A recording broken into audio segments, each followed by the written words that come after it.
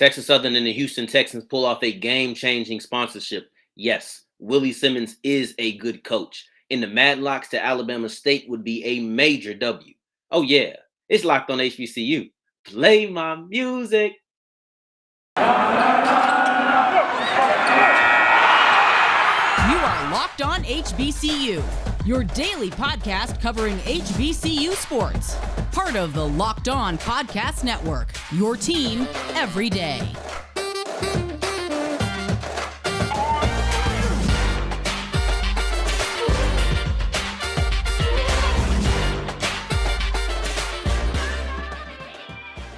What's going on, family? Welcome back to another episode of the Locked On HBCU podcast, your number one daily one-stop HBCU athletics, Monday through Friday, part of the Locked On Podcast Network, your team every day. And I, of course, am Darian Gray, the mouth of the South, Texas Southern alum and former TSU Herald Sports editor.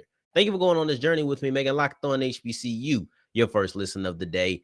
Every day in my alma mater, Texas Southern, just had an historic deal set in stone, put in ink, is just dried. They have a partnership with the Houston Texans, a 2-year partnership that, in my opinion, is absolutely groundbreaking and possibly game-changing. I'm excited, and I'll tell you the truth, how about the deal is I was on Twitter just scrolling, doing what I do, just wasting time away. Of course, you know, y'all can find me on there at South Exclusives. Come talk to me if you want to. I see a picture of Lovie Smith on campus, the new Houston Texans head coach, and I'm like, I mean, of course. I was a little jealous. I was like, of course. When I leave campus, everybody wants to start coming. BET's on campus. The Houston Texans on campus. Well, really, I thought it was just Lovey at the time. Lovey's on campus. I see Lovey and his amazing beard. I'm like, no, look at this guy. I could have got some beard tips from him. You know, he could look nice. Facial hair look nice. I'm trying to get mine like him. You know, I'm going to shave these sides off soon. But then time goes on and I realized, oh, no, they weren't just there for some photo ops. They were there to announce a partnership that, in my opinion, is going to be phenomenal. And I hope that more teams and more schools adopt it. Now, I want to lead in with a quote from Houston Texans Cal McNair. And if you want to just a quick summation of what this deal really is, this quote provides a phenomenal just summarization. And that is, it's our hope that this partnership will enrich the next generation's love of the game of football, and provide unique opportunities to our community's future leaders, Those two parts right there, the game of football and the future leaders, are the part that you need to really hone in on. Now, within this partnership, there are 3 core principles, and there's ways that they plan on taking care of that. Principle number 1 through 3 is improving athletic facilities, funding scholarship opportunities for female student athletes, and then lastly, student, faculty, and staff engagement. The ways they plan on doing this, and I'm going to break them down. I'm not just going to list it off to you. So they plan on donating the team's artificial playing surface from NRG Stadium, which is where the Texans play. Now, my hope is that field that is donated goes to Durley Stadium, which is on campus. Now, Texas Southern really only plays their only plays their homecoming game on campus. But my hope is that, I don't know, in the contract with Dynamo Stadium, which is the soccer team in Houston, that's where they currently play. I don't know when that contract expires, but whenever that contract expires, I'm really hoping that they get to play on campus, because I think on-campus games is what's best for Texas Southern right now. And we continue looking. It says support football field house improvement, assist recruiting top-tier student athletes to TSU. I'm all about recruiting top-tier athletes to the school. All right. I mean, are you really a fan of a school if you don't want that? So I'm all about that. But before I even cared about that, I've always been saying we need to increase the facilities, improve the facilities. If you don't think facilities and all of that matter, if you don't think facilities mean anything, then go get one of these Power 5. Go get your Bama a typical HBCU training staff. As far as how many it is, give them the same training rooms, the weight rooms, the locker rooms. Give them all of that. There's a reason that people invest in these things, and they do matter. They mean something. I was listening to a Jalen Ramsey interview, and he was detailing the difference between Jacksonville and the Rams as far as the coaching or the training staff and just how it's helped his body. So training staffs really do matter. Let's get that out there. So I love the fact that they're improving the facilities, because I talked about it when Tennessee State improved an important part of development as far as a program, building up a culture. Having some of the better facilities in the SWAC really could lure some top talent, especially being in a rich area like Houston. I like that move. Let's keep going. Award scholarships to 5 female student athletes each year. And y'all already know I'm an advocate for women. That goes for women playing sports as well. About Dr. Kiki Barnes, but it's also about the athletes. And above all of that, like if you're not taking the big picture and we're just trying to keep it very specific, 5 women get to go to school for free now. It's that simple. 5 female student athletes get to go to school for free now. That's another scholarship player that some of the women's sports can use. Then lastly, it has create opportunities and programming that will provide access to professional development, internships, and mentoring for TSU faculty, staff, and athletics leadership. It's important to remember that the general public makes up the majority of the student body. It's not athletes. So I love the fact that the Houston Texans are a football team, and they, of course, are going to be connected to the TSU football team. But beyond that, they're giving out scholarships to female student athletes. Then they're also helping the general student body, those who don't play football, don't play any sports. But then also the athletes are also available to have those, or they are allowed to have those same benefits to professional development. Man, most guys aren't going to make it. We know that. We know that. It's about forming that network, forming that circle of people that you know. Now, what if you're a football player and you're a business major and you're really trying to be about your business, be a real businessman, right? Now, you can take this status that you have around Houston, make it into a business and create a name for yourself in the area and then be able to grow as well. But you have to know what you're doing. You have to get around the right people, those internships, those developments. I love it. This is a great move. So not only is this great, it's not done by an individual. Now, Lovey got a lot of credit in the press conference, but this is the Houston Texans standing behind TSU. And I'm so impacted by it because TSU is not the type of school that you invest in. If we're just being honest, excuse me, they're not the type of football program that you invest in. Typically, they don't have that big name coach. So you're not seeing that Deion Sanders, that Hugh Jackson, like, oh my gosh. And they don't have the history of winning. So it's not like they're super successful where it's like, yeah, we're going to buy into this team.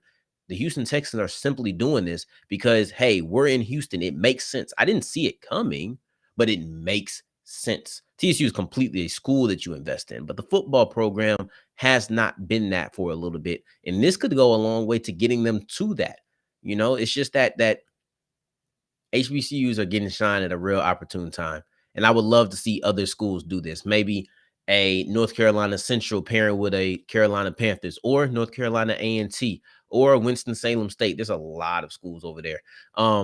Maybe I don't know which Florida team is closest to FAMU. I think it's Jacksonville. Maybe the Jacksonville Jaguars partner up with FAMU. There's so many things that you could do that I think could be super impactful. Like, really, I think this could be absolutely great. And I hope that more people continue to do this going forward. And I want to talk about Willie Simmons. Since we just mentioned FAMU, I want to talk about Willie Simmons because apparently there's some confusion on whether or not he's a good coach. Crazy to me. But one thing there should never be any confusion about is just how good Built Bar is, because Built Bar is the Swiss Army knife of protein bars. It tastes just like a candy bar. I'm talking about covered in chocolate. Oh, all these delicious flavors. Ooh. But then protein that a protein bar would have 17 grams of protein, 4 grams of sugar, and 4 net carbs. It is absolutely versatile as far as tasting delicious, being good for you. And then you can also get the Built Bar Puffs where you get the marshmallow covered in chocolate and you still are not being weighed down. You're still getting the same health benefits. So, if you want to know where you need to go to get them, go to built.com. Use the promo code LOCKED15 for 15% off your offer. All right, so keep on rolling on today's episode of Locked On HBCU. Thank you for making us your first listen of the day every day. I do appreciate that. And I want to tell you about the Locked On NFL Draft coverage. See, starting on April 28th, day 1, round 1 of the NFL Draft, they will have coverage day 1, 2, and 3, which is rounds 1 through 7 on the Locked On NFL Draft YouTube page. Now, if you're itching to understand or know who they have, you April 18th, we will have a mock draft show on the Locked On NFL Draft podcast feed and Odyssey starting April 18th. So make sure you're checking that out. April 28th for the live coverage, April 18th for the mock draft. You're not going to want to miss it. Now, I have a statement that may or may not be controversial. Willie Simmons is a good head coach. Now, to me, not controversial.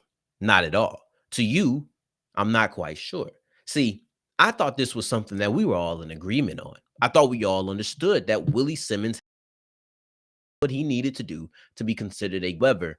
I seen somebody say he wasn't. I was lost. And I came with 2 reasons that someone could say that. Number one is the fact that I feel like you're too concerned with the end result. And this is not me saying that the end result does not matter, whether that is Super Bowls, whether that's NBA championship, college football championships, SWAC championships, since we're going to keep it with FAMU. But when you only focus on the end result and you don't look at the journey, you're missing so much of the picture. See, we used to have black and white photos, but you're missing something. Now we have color. We have color for a reason. So please do not make yourself look at things in black and white anymore, because it is not that simple. It isn't. See, when you only judge on the end result, then everybody who does not touch that end result is kind of even. You have to have some way to differentiate. If there's 16 teams in the conference, only, and maybe you say 2 are in the conference championship, now you have 15, 14 schools who are coached by coaches who are now, I guess, equal. No, they're not. They're not, because what happens on the way matters. So that's one way to think in it. And then another one is you hating. You hating. And that's just is what it is. And I say that because I think in sports, as fans, naturally we have a rival, or we have somebody who is going against us, and we want to kind of slight them or downplay them or whatever. But when you get to a certain point, you kind of hate. See, I'm a Saints fan, devout, all my life. It's all I know. It's all I know. Julio Jones is one of the best receivers of all time. He's an Atlanta Falcon. I hate a Falcon. I absolutely hate a Falcon. But you think I'm about to sit here and say that Julio Jones isn't one of the all-time great receivers? No, because at that point I'm just hating. I can't. We can talk trash all day, and we can say this, that, and the third. But let's not let our fan bias make us delusional. That's the only other reason I could think to say that. Because as far as success goes, he has that. He's been at FAMU for 3 seasons. The first season he was 5-5, right? Okay. The next 2 seasons, he's won 9 games in those seasons, 9-2, then 9-3. He took that team to the FCS playoffs. So Jackson State, first off, some people tell you that they were better than Jackson State. They just played really early in the season, and that was only a 1-point game. So it was a super close game, in a game that their quarterback was starting his first ever start, and was really rattled. He shook back and had a much better season. So you have the fact that, hey, this quarterback was having his first start. This was at the beginning of the season. There are many Rattler fans and just HBCU SWAC fans that will tell you, hey, man, FAMU might have been a better team. They might have got Jack. So it wasn't like a great degree of separation. They went to the FCS playoffs, something that had not been done in a long time for a SWAC member. So there's so many things that you have to take into account for. He's led that team to success. He had success in Prairie View before he got to FAMU. 8-win season, 7-win season. So he's had success. Never had a losing season either. He's had some success. So let's acknowledge that. But then also, I know we don't have to agree with what other coaches and people who are peers of these guys say. However, I do believe that it should hold some weight. And that's the fact that Willie Simmons is talking at the Texas football coaches clinic. See, I was going to leave it alone. I was going to just let it go. But then when I saw that, I said, people really think he's not a good coach? Really? I'm sorry. I just can't get down with that, okay? Because I think that if you're invited to talk at a FCS, or excuse me, at a coach's clinic, that's a testament to how good you are, at least how your peers respect you. Let's take a look at who's there. You have Joe DeCamillis, which is the Los Angeles Rams special teams coordinator, Wade Phillips, who is not Wade Phillips, but Dan Quinn, who is the Dallas Cowboys defensive coordinator. Both of those guys are highly respected on their side of the balls in the NFL. And then you also have FBS coaches from Tulane, University of Buffalo, and Air Force.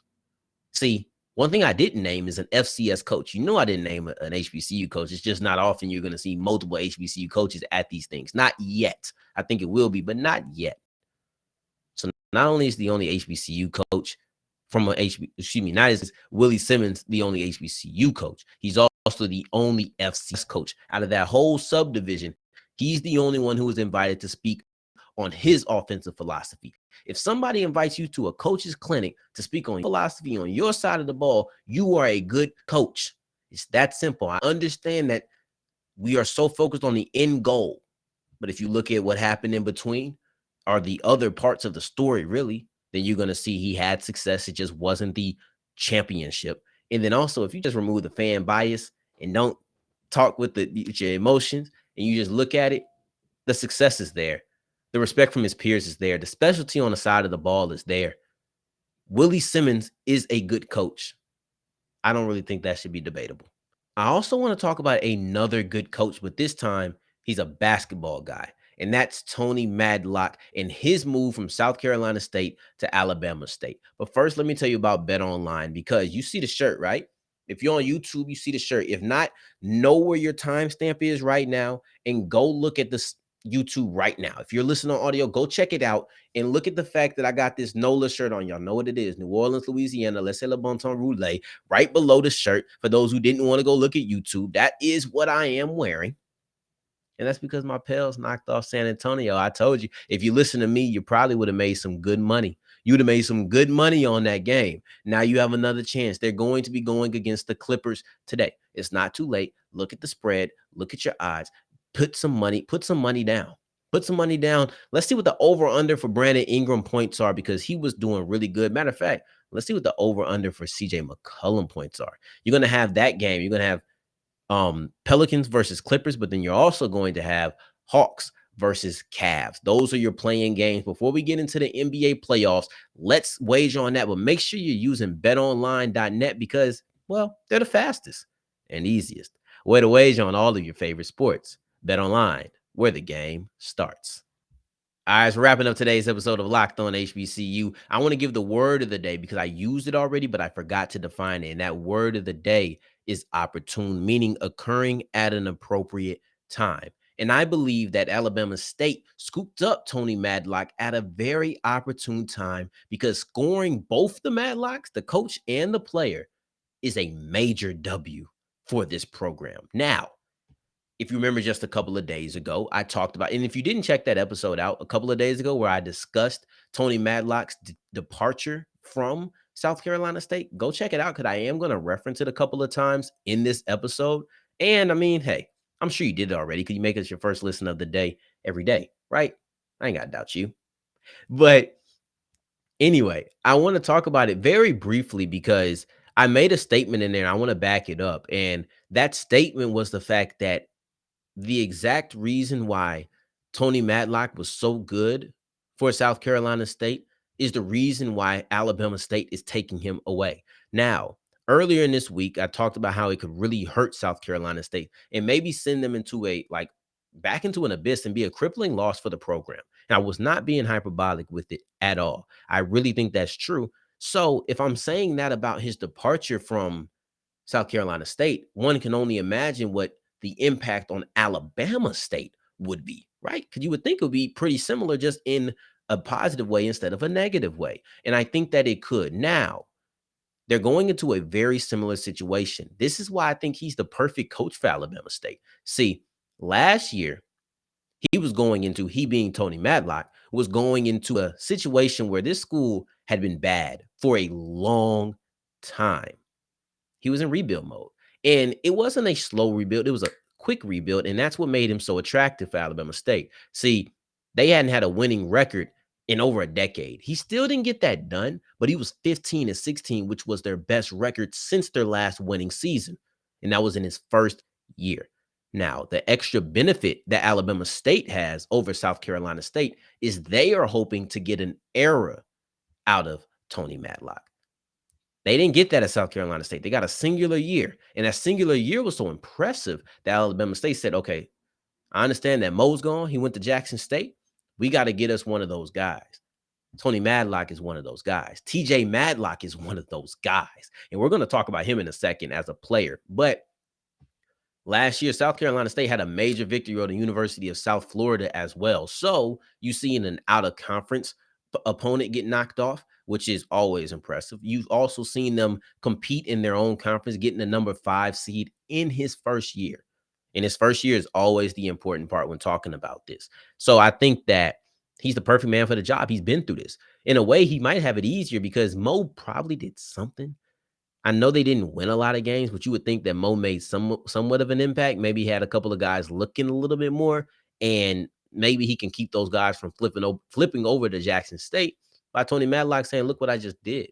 Look what I just did at South Carolina State. Look at what my track record is in only his first year as a head coach, like a permanent head coach. He was an interim head coach before, but this is his first year as a permanent head coach." Now let's get into the player because we've talked about Tony Madlock and how he can do a lot and probably do a lot quickly. We'll see.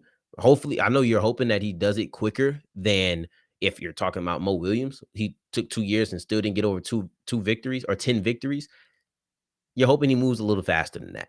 But I mean, at the end of the day, Mo did what he could. He did what he could, and we'll see where he goes from there. Now, I want to talk about TJ Madlock because if you drop freshman TJ Madlock, that's really what makes it so opportune. You're going to have this duo right here, a father-son, for 3 more years. They're also going to have a much better name situation than Johnny and John. You know how many times I mixed up who was Johnny and who was John at Texas Southern? Also, shout out to Coach Johnny Jones for his extension, by the way. Get your bag, my guy. Get your bag. But if you drop TJ Madlock on last year's Alabama State team, he'll lead them in points. He would lead them in assists. He would lead them in steals. He would lead them in rebounds. That's if you drop freshman TJ Madlock on that current iteration. I know things might change, but I'm just taking the stats from South Carolina State and placing them on Alabama State. That is going to boost your team. That's the type of guy that you are adding. That's the type of guy that you get excited about. And not only are you getting excited about that kind of player, you're also getting excited about the type of coach who has shown the ability to have a quick rebuild, a quick reload. Not even a rebuild, it's a reload. Yeah, sign me up for that. That right there, Tony Madlock, TJ Madlock joining Alabama State, that's a Jameis Winston type W, right? You got to eat the W. That's what I think James from Alabama too. Yeah, so eat the W, man. That's what that is. If you want me to eat more W's, then continue making Locked On HBCU your first listen of the day. If you want me to eat less W's, keep making Locked On HBCU your first listen of the day. And maybe comment and let me know how you feel about the whole eating W's thing. Shall I leave that to Jameis? Let me know that in the comments below. Pretty please, because I might keep doing it. I don't know. But one thing I do know is that you need to come back next week as we talk about Texas Southern's new women's head coach. We're going to detail how she made it there. What was her journey to this job? Now, you need to make Locked On NFL Draft your first or your second listen of the day because Eric Crocker, Ryan Tracy, they got a lot of great knowledge for you. They're trying to get you prepared for rounds 1 through 7. The draft's 3 rounds. 3 days. You need to get prepared for it. Now, in the meantime, in between time, you can find me on Twitter at South Exclusives. Until the next time that we hear each other, family, take care. Stay blessed. Peace.